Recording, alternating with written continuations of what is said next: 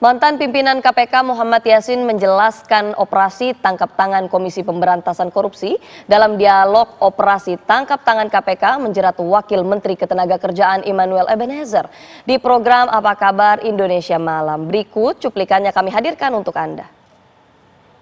Kalau pimpinan KPK sebelumnya pada periode yang saat ini ya sudah menyatakan ditanya apa betul ada tangkap tangan tuh ya ada, itu berarti ya proses tangkap tangannya itu adalah ada pihak yang disuap, yang ada menyuap, dan ada barang yang dipakai ini karena kemudian menyuap. Publik nampaknya juga perlu tahu Pak, konsep atau definisi dari operasi tangkap tangan yang dilakukan KPK itu seperti apa? Seperti itu, yaitu KPK mempunyai kewenangan untuk melakukan penyadapan dalam proses penyelidikan, penyidikan, dan penuntutan.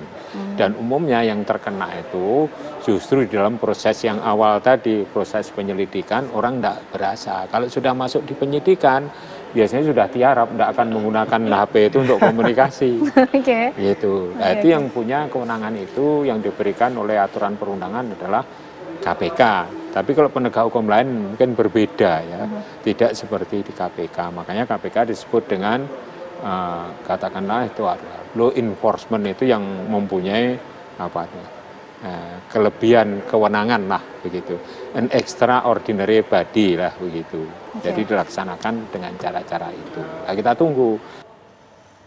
Wakil Menteri Ketenagakerjaan Immanuel Ebenezer kena operasi tangkap tangan KPK dalam kasus dugaan pemerasan. Sebelum terjerat kasus, Immanuel paling lantang membela buruh yang menjadi korban praktik penahanan ijazah di perusahaan.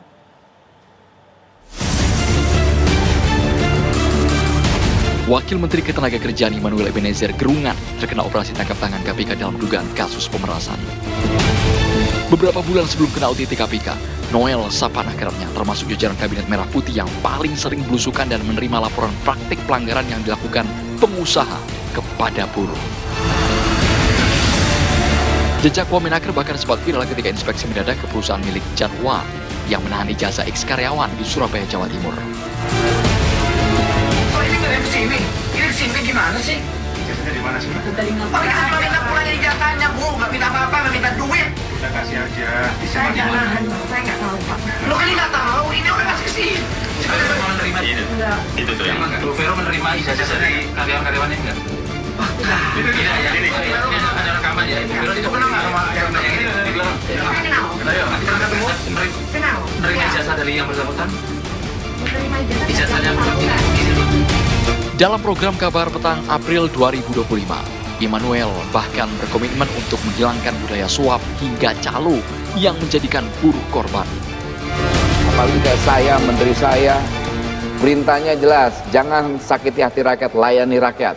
Jadi tugas mulia ini akan kita laksanakan dengan sekuat-kuatnya. Jadi kita pertegas kembali bahwa penahanan ijazah dalam dunia ketenagakerjaan itu dilarang, nggak boleh. Itu dokumentasi, sifatnya itu dokumentasi pribadi yang nggak boleh ditahan oleh industrial. Saya tegaskan sekali lagi, industrial atau pengusaha atau perusahaan tidak boleh melakukan penyitaan atau menahan ijazah para pencari kerja.